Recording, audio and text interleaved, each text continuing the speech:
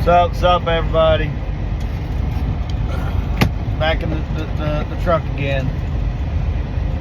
Picking up something in Ohio, going to Florida tonight. This is one of our most brutal runs.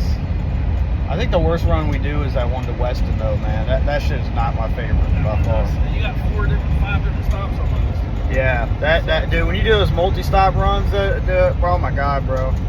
I don't know. The only thing I can say about that Weston run, though, is when we get to Tennessee, we get to sleep, and the rest of the night, right? Yeah. So that's actually pretty cool.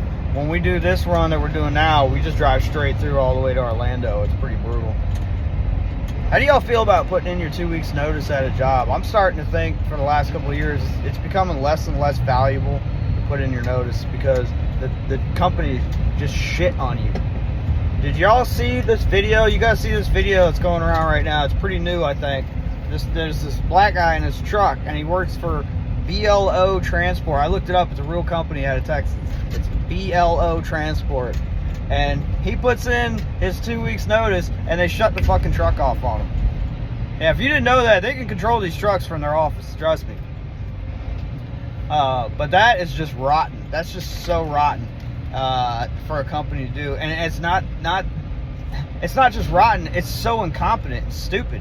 Because if he put in his 2 weeks notice and he had every intention of working for another 2 weeks, that's another 2 weeks worth of runs that company could have got out of him.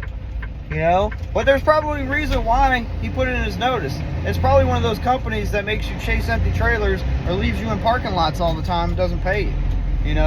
So I bet you if he put in his 2 weeks notice, he'd probably been sitting in a parking lot for at least a week of that 2 weeks, not getting any money. Y'all know any other companies that have done that? I've heard about this shit before, trust me. This is not the first time I heard about this. Trucking companies, they can be rotten as shit, man. I'm telling you. One thing I can tell you, let's say you quit or get fired from a company, right? And maybe they bash you on your next job application. Don't put them on the application. Don't. Just make something up. Fill in that gap of time with something else. Say you were doing fucking yard work or something. Just lie. They don't. Or look at this. How many freaking companies have gone out of business in the last couple of years, and they're going like crazy, like Toys R Us, for example. Say you were a manager at Toys R Us. They have no way of looking that shit up. I saw a video earlier this morning talking about all the companies that are going to go out of business this year. It's freaking crazy.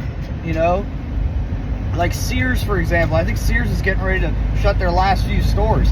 So it's like if you need to fill in something on an application, say you worked at Sears. They have no way of looking that shit up because the company is gone. Who are they going to call? You know what I'm saying? So be a little more creative on your application. And don't put down companies that fired you or you had a bad experience at. It's just not smart. Like, Biscuit over here, he ran into something like that when we tried to get you a job at Bar None.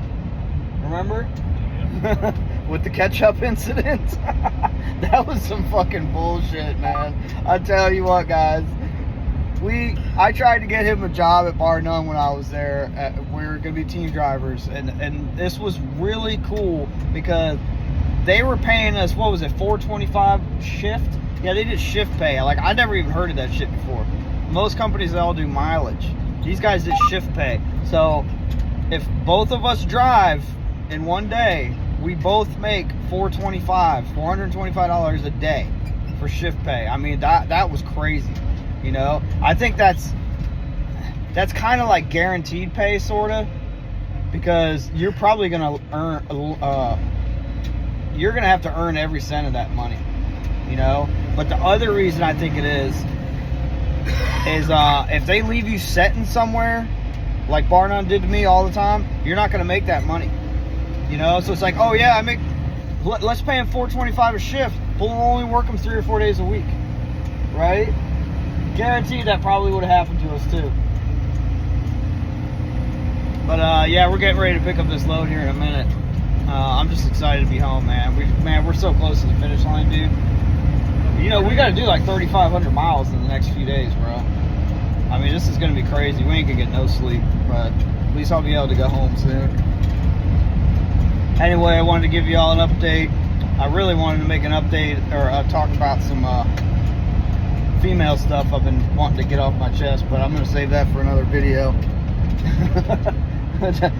He knows what I'm talking about already. But I'm going to save that for another video.